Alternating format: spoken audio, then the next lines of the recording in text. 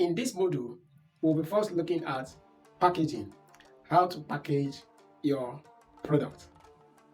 I want to congratulate you for your journey so far in this course and for reaching this point where you'll be learning how to package your product. You are putting great effort, and I believe everything you've learned so far, if put into practice, you are going to be proud of the results you will gain. Now let's go into the topic in proper. So putting the proper touch to your product. When your product is completely designed, how do you now deliver your product? Now, this aspect of packaging relies greatly on the kind of product you are producing. And when I'm talking about product, I mean your SKUs or the niche which you have settled down for to provide service as a Fiverr arbitrator. Let's take, for instance, you are designing a website. A website doesn't need any other packaging rather than for you to give the name of the website address to the customer as well as the backend login details. But take note of something. When you outsource such service to a vendor on Fiverr, they may want to put in some comments in their email to you or in a text or in a document.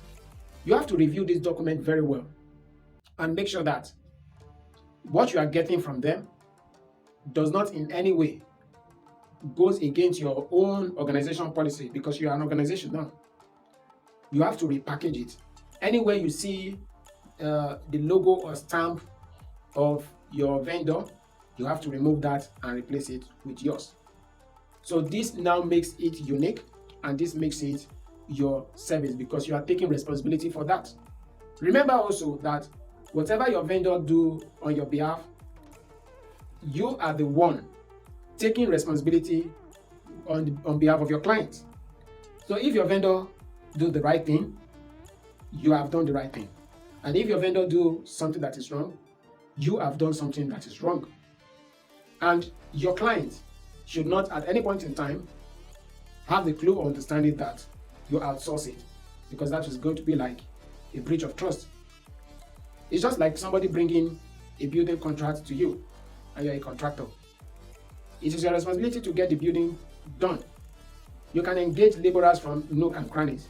Whatever errors those laborers make is counted to you as an error. And if they do the right thing, you have done the right thing. So you have to take full responsibility when it relates to delivering or packaging your product to deliver to your customer. Another thing that is important for you to also note is that on Fiverr, there is a period for review. Like I said from the beginning of this video, if you are an arbitrator on Fiverr, you are going to be a very successful person, because Fiverr is structured such a way that you only pay when you are satisfied with the product. If you are not satisfied with the product, you can tell the management of Fiverr that I'm not satisfied with what this person has done for me and I'm not going to pay.